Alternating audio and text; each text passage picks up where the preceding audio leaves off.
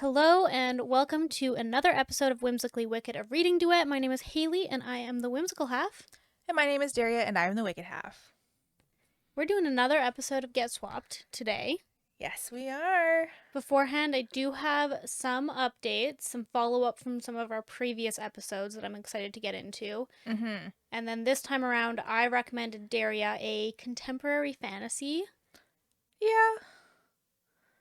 I feel like that's probably the best descriptor you're going to get for it.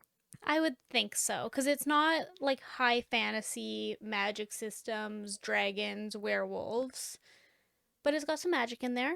Yeah. It's got some. That's not what happens in real life moments. A few. Yeah. So I recommended Daria, one of my sort of favorite books, but also there was some things that I didn't like about it too. I recommended to her An Invisible Life of Addie LaRue by V.E. Schwab. Yes. Very Sure exciting. did. And we'll dive into that in a couple minutes here. Heck yes, we will. But first, couple of follow-up things from some previous episodes. So the first one is from our Mortal Instruments episode.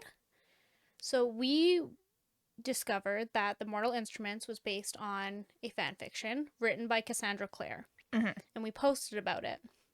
And it turns out that is not the only fan fiction she wrote or what inspired The Mortal Instruments. There was more. Yes. We just read the one that was its namesake, not necessarily its content sake. Yes, and that was Which there was still crossover. there was definitely still crossover. Like, I get not wanting it to be that one that you're like, yeah, this is the one that truly inspired the Mortal Instruments, because, like, incest fanfic's a whole thing, which you still carried over to the book. But I can see, like, the wider story and concepts coming from somewhere else, I guess, Yeah. which is fair. Yeah. So it was from a trilogy of Draco fan fiction. So there's three of them. So the Draco trilogy, there is Draco Dormiens, Draco Sinister, and Draco Veritas. Okay. And it seems that each of them are a little bit different. And I don't really know. I haven't read them yet. Yeah, I remember seeing in our TikTok comments that was like a whole thing, and I was like, this is really cool. I want to read them. And then life has had other plans.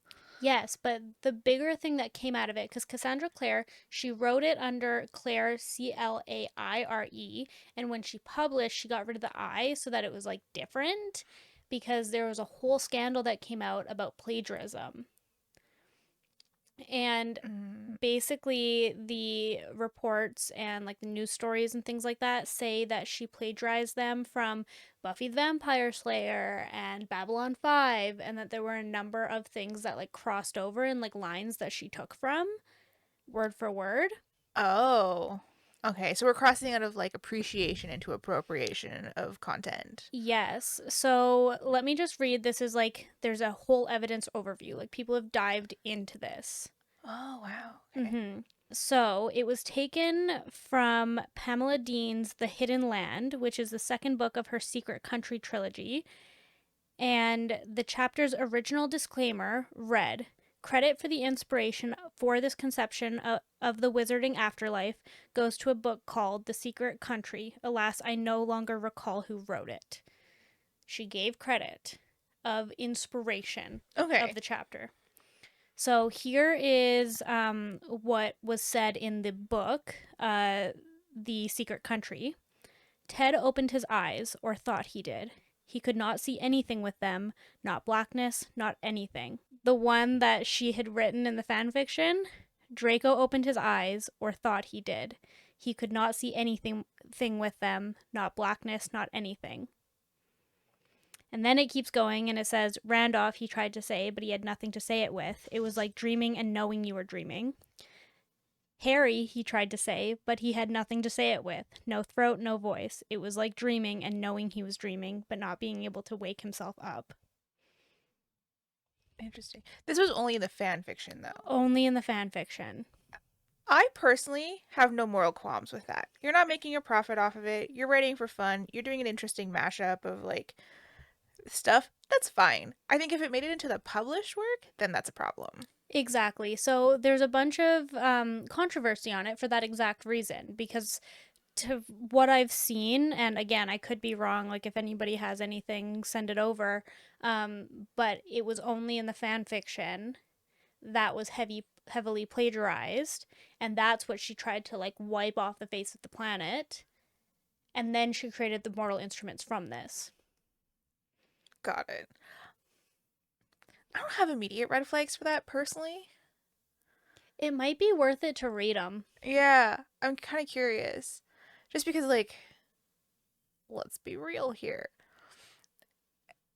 We didn't necessarily touch on this during the episode. I had it in my notes, but we didn't really get there. It was like Star Wars is, as admitted by George Lucas, heavily inspired, if not a fun warped copy of Dune. Exactly. Um, and no one really seems to be that upset Nobody that I know. about that. No one I've ever seen has been like, "How dare he? Star Wars shouldn't exist, or it shouldn't be what it is because it's a ripoff of Dune." Right. Um, so I feel like this kind of falls in that, where I'm like, it's less blatant than that, and that is a multi-billion-dollar franchise on both ends at this point. Yes. So I feel like that's fine. So long as it didn't make it into the published work, you can be inspired by, but not necessarily 100% copy something. Yeah, when I was kind of looking into this, because people have been really, really upset about it, fan fiction itself is plagiarized to some extent. You're Yeah, taking stories that already exist and you're taking the characters and you're rewriting the stories or you're bringing them into a different setting and things like that. Like, it's kind of a line that's really blurred. yeah. And I think in fan fiction, it doesn't need to be a line that we hold authors to in that Agreed. space because, like, again, they're not making money off it. They're having a fun time. They're honing their craft. Hmm. They're learning how to become more accomplished writers. And yeah, so I'm like, as an artist, I copy paintings all the time to learn Yeah. styles and how to do something. And then I'll take that and apply it to my own idea and work. But I don't think I'm copying someone because I reproduce their painting to learn how to do it. And we've gotten into this discussion before because if you're in sci fi, fantasy, even like romance book tropes, the reality is, in this day and age, there is very, very little that is original. Anything that people write fantasy is going to be inspired by Lord of the Rings. Anything sci fi is going to be inspired by Dune and Star Wars, which was inspired by Dune, Yeah. basically copy and pasted. Like, then you have all of these tropes in romance books. It's like friends to lovers, enemies to lovers, fake dating, all of this stuff. Like, they kind of often end up being the same story in different fonts with different characters and different settings. Yeah. And that's what a lot of people want. Like I personally am the kind of person who reads a bunch of books in the exact same format Mm-hmm. over a period of time. Like I will just read 30 hockey romances because that's what I feel like reading at that time. Then I'll switch and then I'll read a bunch of academy romances because that's what I want. Yeah. And I would rather they all stayed pretty similar because that's I try to recreate a vibe. Yeah. I think the thing that I can understand that people were upset about in this scenario is that she kind of downgraded how much she was inspired by it. Like, Uh, in the disclaimer, like, say, hey, I took lines from these books, or I really like the way that it fit in with my story, and these are where I took them from. Because the reality of fan fiction, like, you can't prosecute anybody for posting on the internet. no, otherwise Like, we'd all be screwed. right? It's fan fiction. You can't pay for it. You can't buy and sell it. I think there is a social responsibility to give credit where credit is due. And maybe she didn't do that in the most accurate way, but at least she did it. Yeah, like she quoted the book. She didn't even remember the name of the author. Hmm. So, like I wouldn't expect her to be like, "This is the page I got this from." Yeah. It sounds like from the way she credited it, she had several lines that stuck with her Right. and then took them into her own fanfic writing. For all of the information that I have, it seems like a silly thing to force somebody to basically wipe the whole internet of their work Yeah, because for making maybe a few mistakes. and finding those things is not necessarily easy. Dude, do you know how niche you have to be in order to be able to find like line for line words from Buffy the Vampire Slayer in a Draco trilogy that's fan fiction based off the Harry Potter series. Like, dude, they went in. Yeah, and like as someone who's consumed all of these more than once, I don't think I could tell if you pulled the line from Buffy. I definitely Personally, could. and I've watched that show at least 3 or 4 times. Yeah. Ooh, babe, this is good coffee. You're welcome. Thank you. You know what? Instant coffee deserves more credit because, Normally I would disagree with you, but it's good. yeah, instant coffee, oat milk, and then like a little bit of sugar-free syrup. Good to go. I've had too much coffee today. Yeah, I don't see the biggest issue based on that. If it made it into the published work though, Yeah, that's the issue, and I'm going to be so real with you. I am not about to do that much research on this. I don't care about it that much. no. Well, even as someone who had to write a lot, just so many research papers, like all all I did was paraphrase things other people said in different words to convey the literal exact same sentence. Exactly. And that wasn't considered plagiarism because I never got Because you written up. said it in your own words. Yeah, which was just worse than the people who got published saying it. Yep. Okay, and then the second thing I follow up is from our Love Hypothesis episode. So, one of our biggest criticisms during that episode was that we did not get Adam's POV or Ben Solo and the fanfiction's POV. It was only the female lead's point of view in the actual book that came from the fanfiction. Somebody commented on one of our videos saying there's actually a bonus chapter from Adam's perspective. Mm-hmm. And we were excited about that because both of us really liked Adam's character and we kind of wanted to hear more. And it was in the fanfic and we liked that. So, found the bonus chapter. Yes. It was chapter 16. So, it was during one of their first sex scene Yes. in the hotel. And we got Adam's perspective. We both read it. Oh, Reddit was that's a little bit of a stretch for what I did with it. Of all of the potential scenes that could have been made into a bonus chapter, I could have lived without that one. Me too. I didn't like their sex scene. Yeah, the smut in that book is not good. In as a connoisseur of the smut, it was not good. Was that their only sex scene? I already forget. This was like 2 weeks ago. I feel like there was one more. I think there had to have been one more. I don't know that there was. Was that the only one? I feel like my brain just scrubbed that book from existence to make room for other things. It was literally like 9 days ago. I know. Less than. I don't remember. I'm gonna be honest. Was I happy that Adam got his moment? Sure. Could it have been, I don't know, that moment when he saw her in the bathroom for the first time? Right? Or when she kissed him in the hallway? Or when he found out about Tom? Like, literally any other scene than that. I would have really liked it if it was when he found out about Tom in the restaurant. Yeah. That would have been way better. Because I was like, I didn't need to read this shitty sweat scene from another angle. That didn't make it better. What was interesting though, because one of the things that we did talk about is that they completely removed her version of the dub con that was in the fanfic. And I will say that this bonus chapter did give me more of the fanfic vibes than the rest of the book did. Yes, this did feel like she pulled it. Because I believe, wasn't the sex scene in the fanfic from his POV? Oh, dude, I don't know. I don't remember. It kind of feels like it was because when I was reading the chapter, I was like, this is very familiar. Yeah. But I think it was familiar because they used a lot of the same verbiage. Like when he had said in the book that green is his new favorite color, they also said it in the bonus chapter. Like it wasn't a net new chapter. It was basically the same dialogue just with his internal thoughts. Yeah, there wasn't many changes to it. Yeah. Huh. Yeah, I just dual POV books are for the win, and that is my stance on that. It should have been dual POV from the beginning. I feel like that would have made that book a lot better. Uh-huh. Because I think the reason it wasn't was because she almost wanted it to be a surprise when like you found out that he loved her the whole time, but you fucking knew. Yeah, because he said it in every way except for the love word. Oh my god, I'm still not over the fact that that book should have just been over after the sex scene. He literally told her. Yeah, I know. Anyways, we need to get off of this book because both of us are gonna rage. Moving on. Yeah.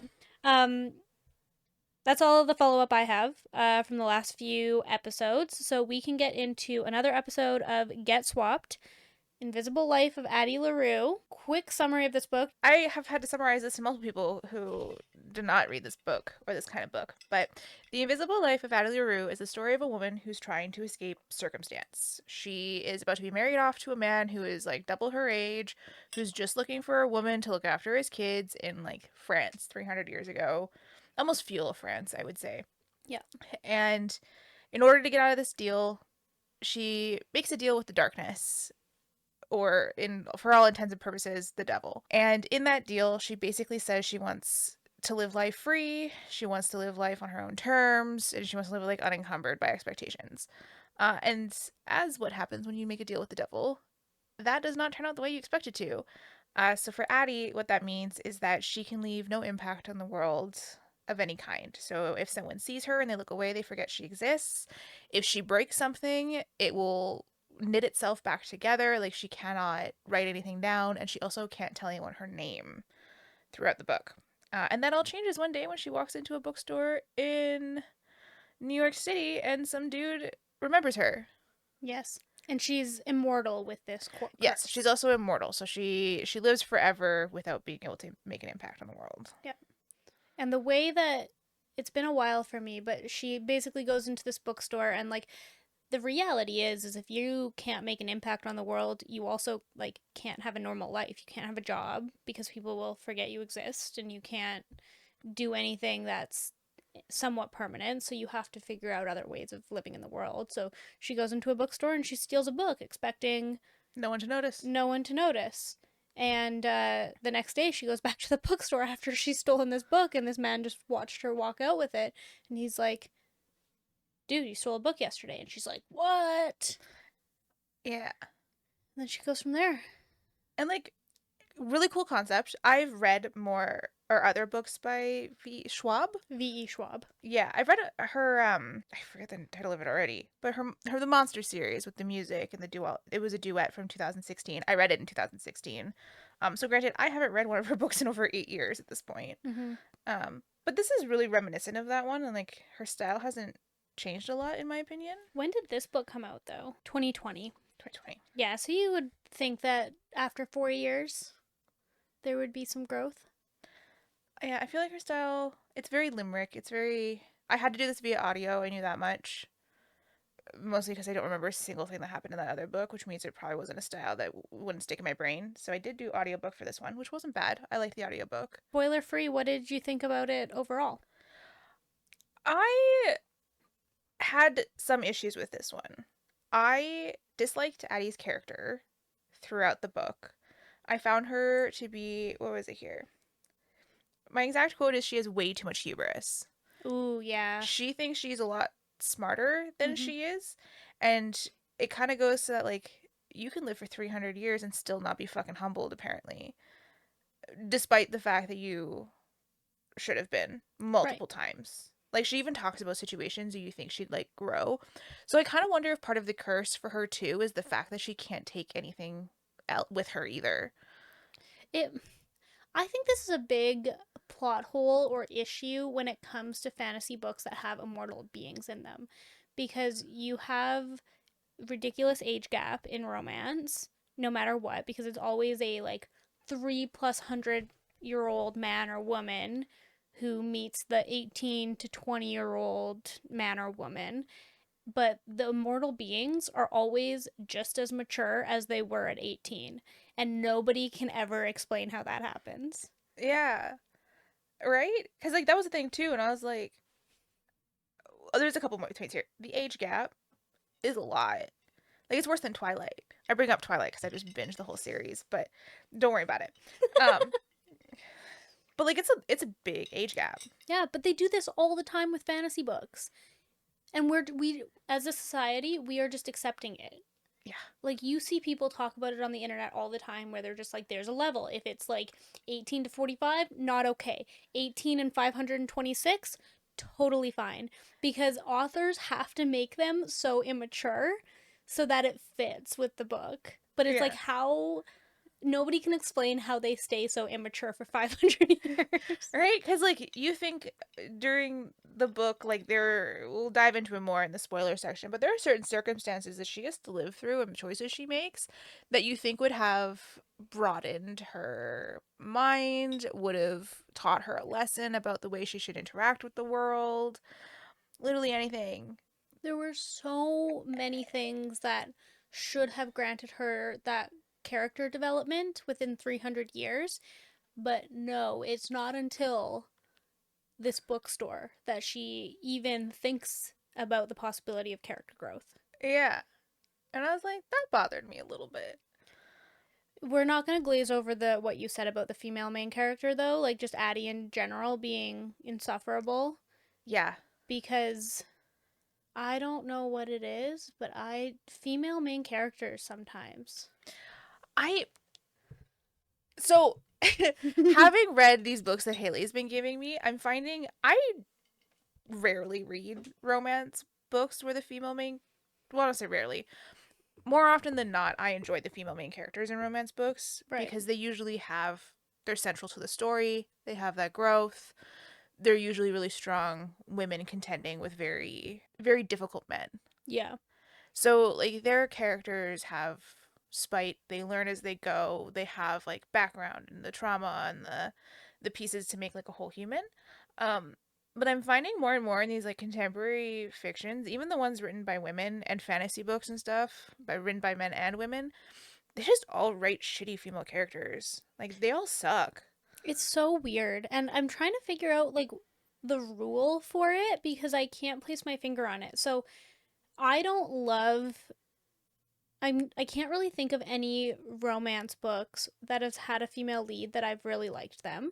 But I think that they are probably more likable than some of these other ones we're talking about because like they're written by women at the Yes. very least. Women written by men, that's an issue. Yes. For sure. But then anything fantasy, there's not many female leads that I've really liked with fantasy. Like I'm thinking A Court of Thorns and Roses. I hated Feyre. Oh, Feyre is one of my least favorite characters of all time. All time. She was so whiny. She was an idiot. She just, oh my gosh, I hated her a lot. Um, Addie, didn't like her. Bryce from Crescent City, Yeah. wasn't a fan. I hate Violet from Fourth Wing. Yeah, Violet's pretty bad too. It's the supporting characters in that book that make it for me. Yeah. The only one I can think of is from Throne of Glass, Aelin. I loved her. Yeah, I really love Aelin. Fantasy of Frost up there by Oh, you Kelly did St. mention Clair. that. She's really cool. She's much more Aelin than anyone else. Okay. Um, I'm trying to think of fantasy books with female main characters where I was like, Like, yeah, this is Clary great. sucked. Yeah, Clary's horrible. I'm thinking like Shadow and Bone. What's her face? Didn't like her. I don't even remember her name. Me either. I'm like literally trying to look up. Cruel Prince, didn't like her. I haven't read that one yet. Maybe I just hate women. I I wonder if it's just difficult to write a woman in fiction that lives up to women in real life or something, or like our expectations of them, or Maybe. like maybe my standards are just too high. It's possible. Or are we just like really insecure about the way that they act or something? Like I don't understand what it is. Yeah, cuz I it's been a lot of books lately in the fantasy world specifically where I've been like you fucking suck. Yeah. And honestly, I haven't read that many romance books. Like the reality is, one of the first ones I got to read was God of Fury, which is a male male. Butcher and Blackbird, I didn't mind Sloane. Yeah, Sloane's pretty cool. I didn't love Gigi in the last one. And I hated Olive from the Love Yeah, Olive's Hypothesis, but that one terrible. was just bad. I'm trying to think. Twisted Sisters wise, the main female character from Ruthless Boys of the Zodiac is badass. She's awesome. I like her. The twins from the main series are fucking annoying. Hmm. I hate them. the supporting characters in that one make it too. Okay. Um, and then like yeah, there's a lot of dark romance girls up there that like they're really badass and powerful because Okay. they have to be able to tame men who are insane. Yeah. So they're interesting in ways, but they like Yeah. they have really dynamic characters because they have to be able to be dynamic to match their male counterparts. Maybe that's what it is for me, the more dynamic and complex characters, because I even think about Vin from Mistborn. I really liked Vin, and she's just a really complex character, but like even in The Well of Ascension, she was very difficult to have internal dialogue with because she was like going through a coming of age. I I almost wonder if it's just the fact that we read so many books with a female point of view that we get frustrated with them, because when you're going through character growth, there's going to be a area of time throughout the book that you are frustrated with them, and maybe we just latch onto it. We're catty. Maybe, yeah.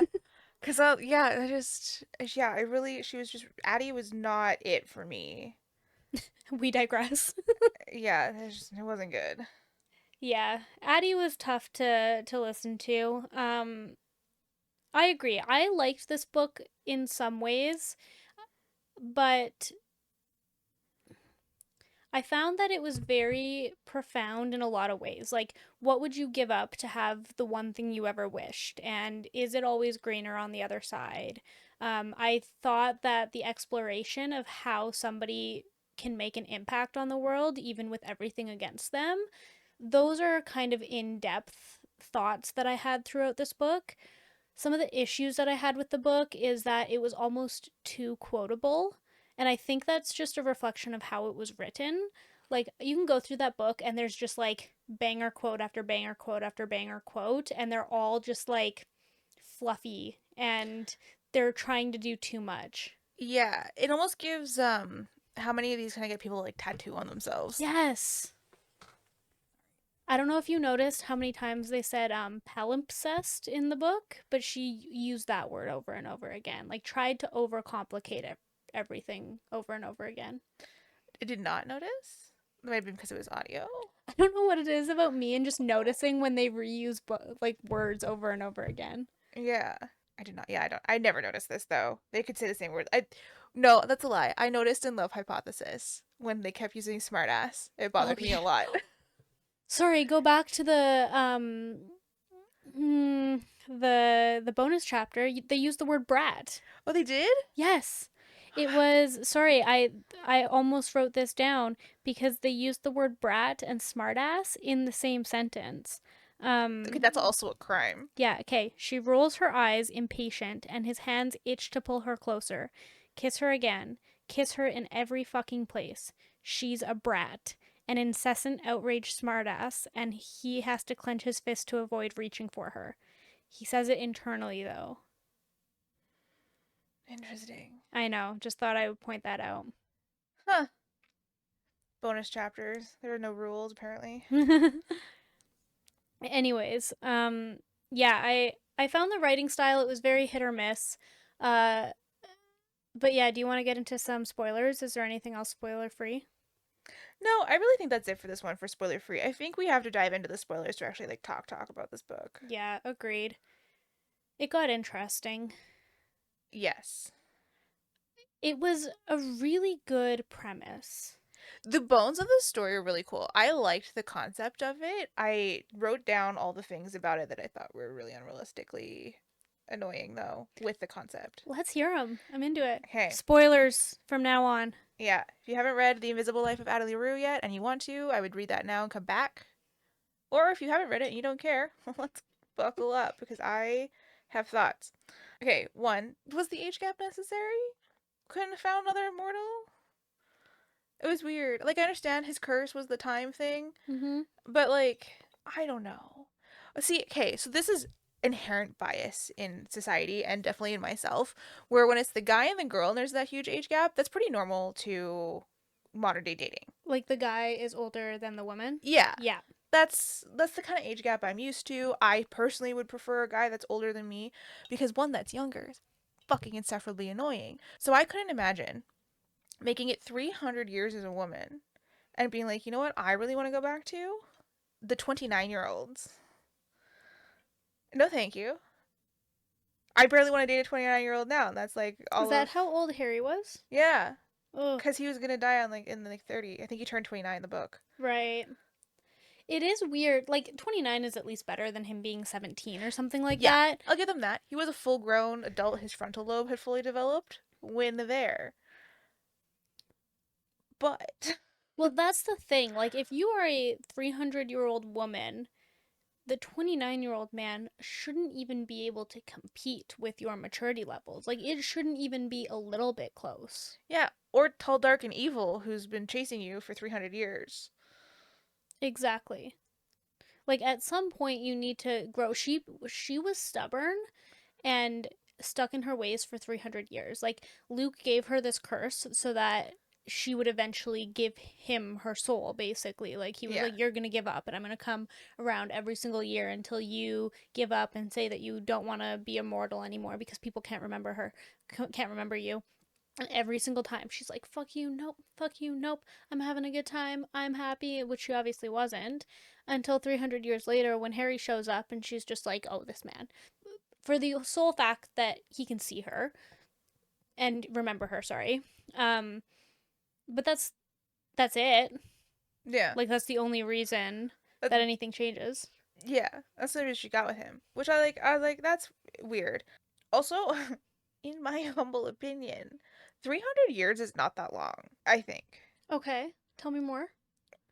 Because in my mind, 300 years, enough interesting stuff has happened in that time for you to actually be like decently engaged in what's happening in the world, learning new stuff, doing Yeah. things. So I was like, I don't know if 300 years would be a point at which I would start to get like bored and frustrated with this situation. Mm. I feel like it would have had to have been longer. Like I would have put her further back in like even like 5 or 600 years, maybe. Are we underestimating the power of loneliness, though? Like maybe. But like I'm just thinking purely as a book nerd that I am, 300 years is an awesome amount of time to consume literature. Like I have a 300 year, if I really wanted to, I could probably fill my TBR with enough stuff that would keep me entertained for that long.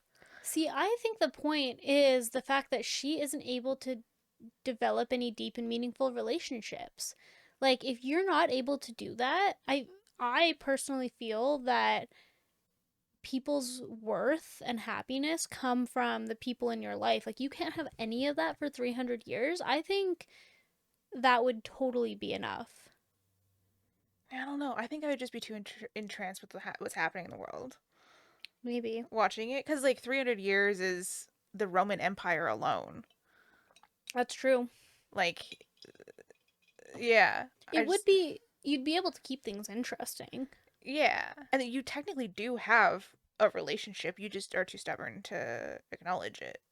Yeah, okay, yeah, she does have her connection. She's got Luke, And I, who's obviously in love with her. yeah, who would have been willing to spend more time with her and do things if she just wasn't a stubborn bitch. I know. So yeah, that part bothered me too, where I was like, 300 years, like realistically, is not that long. Mhm. It's not that long. No.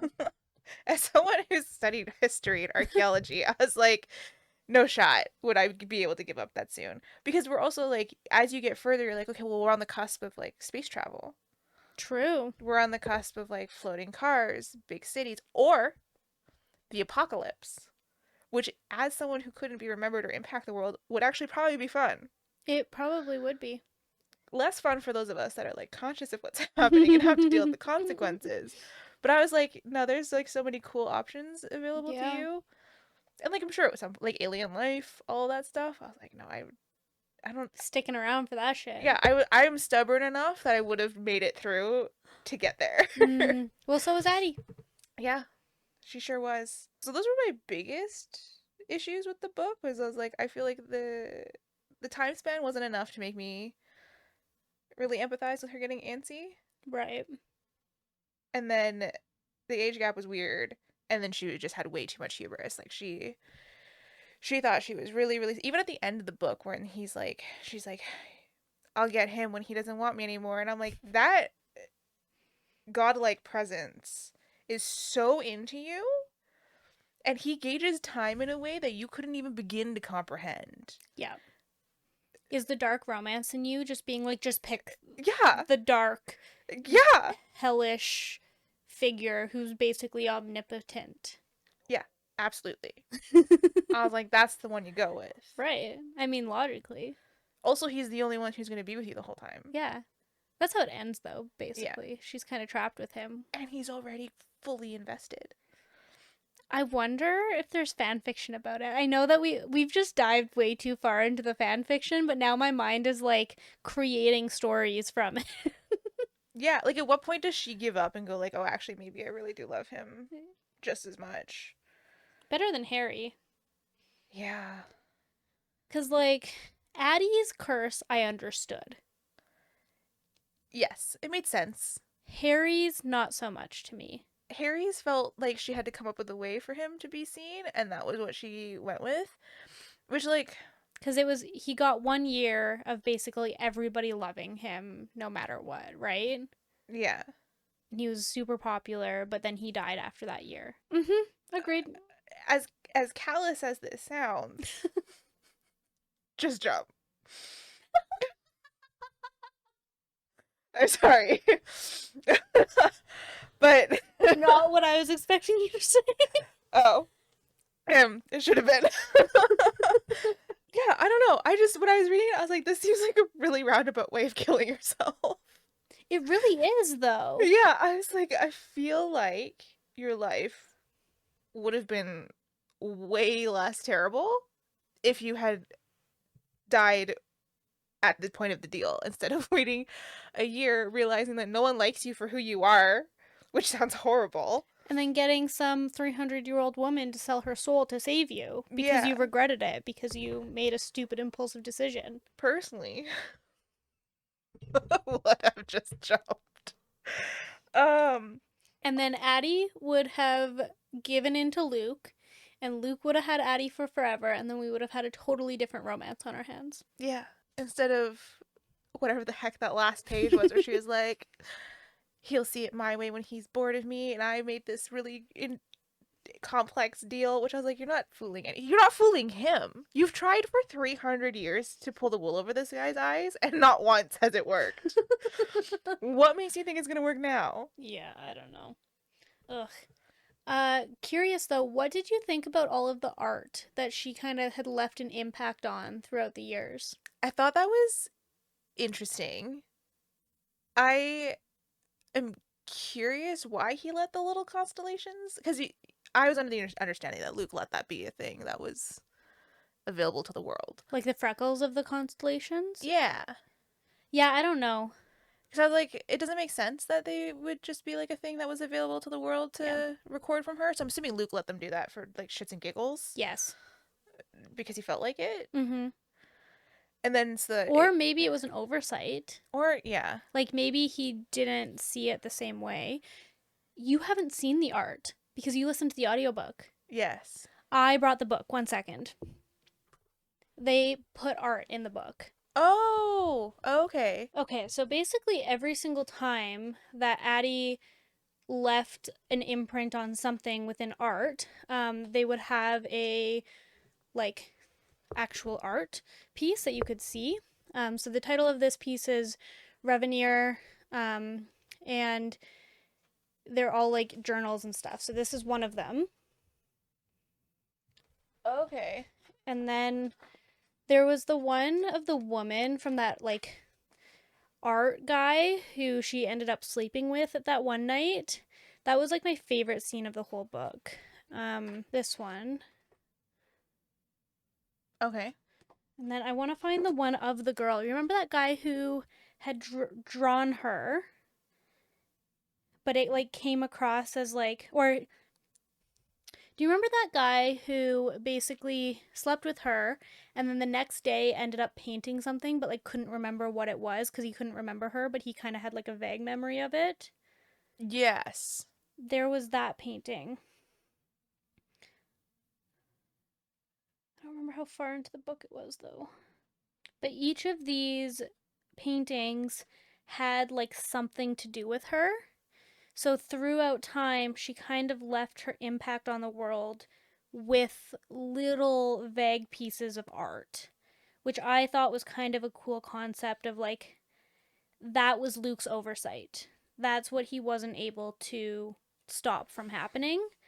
And I thought it was kind of a cool concept that, like, even though he tried so that nobody would remember her and, like, she wouldn't have any impact on the world, she still kind of found a way to do it after 300 years. Yeah, I felt like it was interesting with like even the song writing guy, where like she got him to like write down the bars while she was present, and then he would come Yeah, back and find them and use them. I literally can't even find it. Oh, The Girl Who Got Away. So this was Polaroid on loan from the personal archives of Henry Strauss. It was a collection of 6 photographs depicting a girl in motion, her features erased, obscured, or otherwise unreadable. The final photo is different. It features a living room floor, the edge of a table, a pile of books, only a pair of feet visible at the bottom. The subject of the photos remains a topic of intense speculation given the author's relationship to the source material. The flash has erased all meaningful details, but the medium is what makes the pieces remarkable. In standard photography, long exposure would make it possible to achieve the desired effect of motion, but the Polaroid's fixed shutter speed makes the illusion of movement all the more impressive. Hmm. And it's just a number of those Polaroid photos. Oh yeah, I remember listening to that part when they were like talking about them, because it was that and the music was in there, and then I think one of the paintings was in the this Mm-hmm. exhibit about her. Yeah. So it was kind of cool how like the author was still able to find ways of like leaving her impact Mm-hmm. just through the art, even though Luke's mission was to make that not possible. Yeah, I think that was interesting. Like she did leave some impact on the world. That was another thing I wrote down, was like when I was reading it and I was thinking, I was like, she spends a lot of time thinking about the impact she can leave on the world. And this is kind of where I got some of the humorous pieces from, of like, I'm sorry, a 1 in a billion people maybe gets to leave an impact on the world when they leave. Yeah. Like, and you think you deserve to be one of those? With what? I don't know. Because I was thinking about like what would I leave behind as like my legacy when I die? And like nothing realistically that someone's gonna come back to in 100 years and look at it and be like, wow, Daria was so amazing. Like, I am well aware that I don't warrant that with any of my achievements, Right. because I am humble enough to acknowledge the fact that like my art is great, But but it's not amazing. what are you considering leaving an impact? You're gone and someone gives a shit and remembers it. I would give a shit if you For were gone. yeah, but like into the future. Like not just like the next generation, but the generation after. Mm, Because that's what she's looking for. right. She's trying to seek generational recognition of Yeah. herself. But like, what about you deserves that? What about you warrants that? And for Addie, I was like, nothing? Yeah. Well, I don't even know if it's about deserve or warrant. I think it's just that like ego piece is almost there because she had this childhood trauma where she was going to be a nobody, she was just going to be a housewife, she was never going to do anything like impactful for her life and making her feel like she had any power over her life. And then all of a sudden she got all of the power over her life other than the fact that nobody could remember her. Um and so I don't even know if it has anything to do, for me at least, with deserving or warranting it, but like what's her plan? She didn't grow it all over those 300 years. She didn't like try to do any of it. She just wanted to experience stuff, and that's all she did. Yeah. I thought I like don't in know. 300 years, you could have been at the early onset of science. Yeah. You could have coached someone to discover the cure for cancer. There are so many things you could also achieve in 300 years, as little time as it was in the grand scheme of the world. Like there's also a lot of things she could have done that would have left a really long lasting. You can take credit for it, but like I think she could have like got a little bit more creative with the way she did it. Yeah. yeah, because like also not everything's about taking credit for it. No. Like think of something like insulin. The person who discovered that and the way it's currently manufactured took no credit for it. Like we know who did it, but like they don't make any money off of it. They sold No. that into like free. Like Yeah. anyone could get the patent for insulin and make it. Right. So it's not always about also like getting that credit. No. Well, and she wouldn't have been able to. Like Yeah. So You like, would have had to be, but like you said, she could have been more creative with what she wanted to do there. Like, I think she went through those 300 years of just like, she had a good time. yeah, Some bad times, but but like generally she was just vibing, and then yeah, she was being woe is me she was very woe is me because I'm vibing. because she was vibing. Harry was kind of insufferable too. I didn't really like Harry. Yeah, I think it goes back to the maturity piece too, because like he is, in the grand scheme of things, like relatively young, He and kind of just acted young. Like, I forgot that he was 29 years yeah, old. I thought he was like 22, 23 just because of how he acted. I completely forgot that he was that old. yeah, because he was like, I think his 29th birthday was in the book, Yeah, that sounds right. You're totally right. and for me, I was like, you haven't learned yet. The whole world doesn't have to love you, Yeah. or like you haven't learned yet. You just have to find the right kind of people Mm-hmm. to love you, or communicate with the ones you currently love yourself, so that they understand what you need to feel loved. I thought his whole motivations for anything he did was weird. And I was like, what do you mean? Yeah. Also, his friends fucking sucked. Oh, yeah, no, they were awful. Which was why I was like, maybe you should just find new friends. Not the introspection of just looking at oneself and who they were spending time with and rethinking it. No, I will jump off of a bridge and instead decide that I will die in 1 year if everybody loves me. Yeah. Like, It the thought just, process there was not logical. yeah. And then I was like, I don't know if I'm just mature in some way, shape, or form that these characters are not, which is wild because, like, I realistically shouldn't be. Um, or if, yeah, it was just like the way you had to twist things as an author to make it work, but I did not enjoy that part. Mm-mm. These contemporary fiction books are weird with that because I feel like you never really love the actual characters that are in them. You don't really fall in love with all of the characters. You're always frustrated with them. Because I'm thinking about Tomorrow and Tomorrow and Tomorrow. Like, those characters were wildly frustrating. Yes. Yeah. Both of those books, though, like this one and that one, I think they're good books. Those are the types of books I like to read. I like to read when like characters are frustrating and all that. I liked Sadie more than I liked Addie, though. I see your wheels turning. Like, which one did I hate more? I don't know that I could pick. Because they both also share, and I don't know if this is just like authors and the way they choose to write women, but they both share the same hubris bullshit too, where they're like, how am I going to leave my lasting impact on the world? And it's like, Yep. shocker, but like, you don't have to. What a concept. Like, you can just live your life and then peacefully fade into oblivion, and that's just what it is.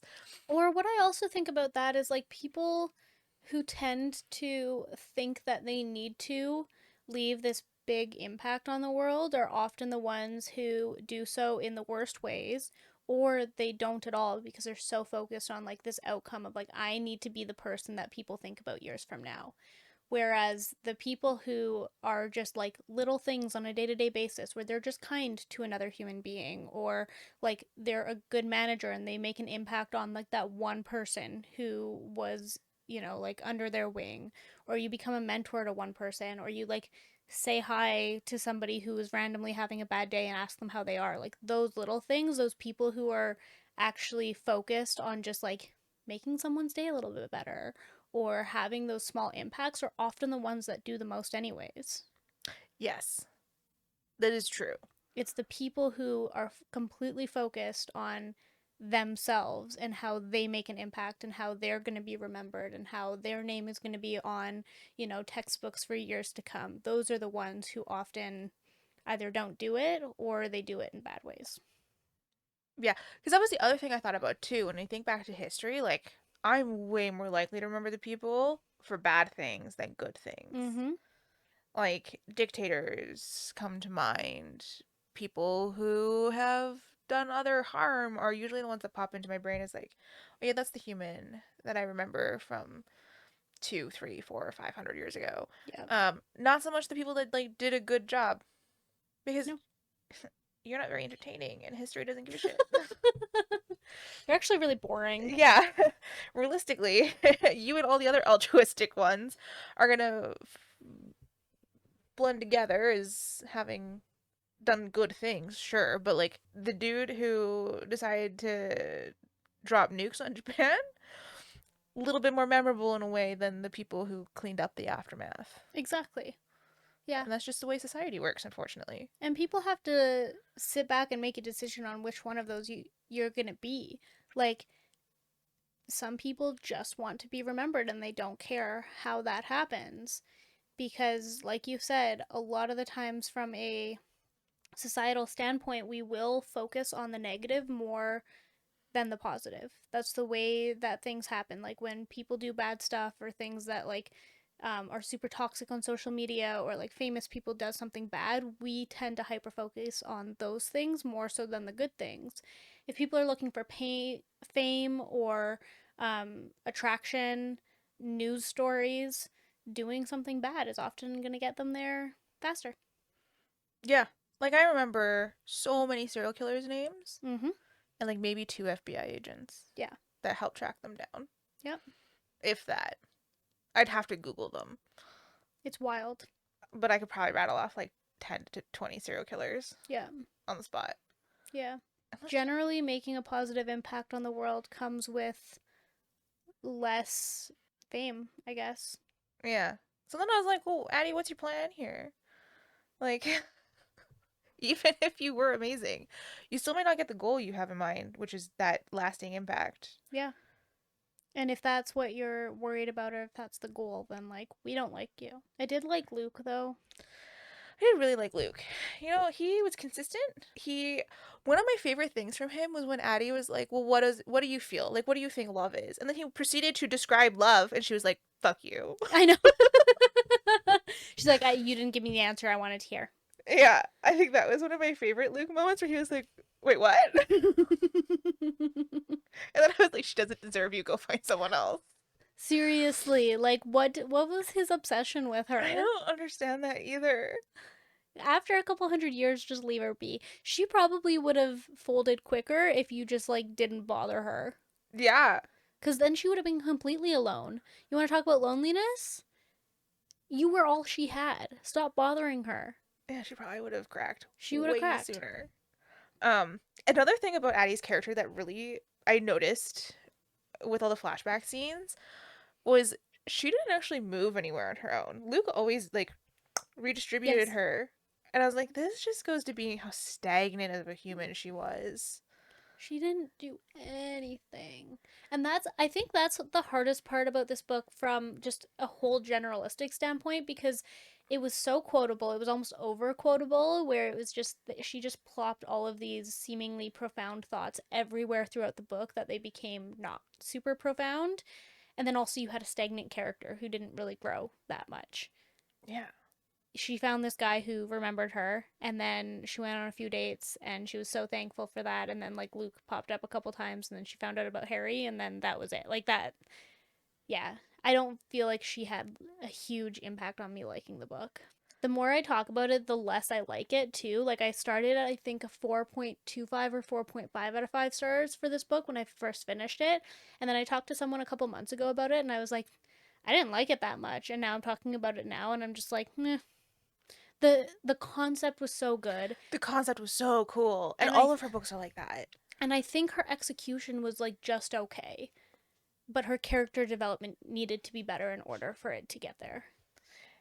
Yeah, I think for me to have like really sat down and like thoroughly enjoyed this book, it would have been cool to see Addie develop over time. Yeah. Because you spend the whole 300 years with her too. Like you do flashback scenes to memorable moments and the things she did. And then like none of that seemed to impact Addie in the present. Nope.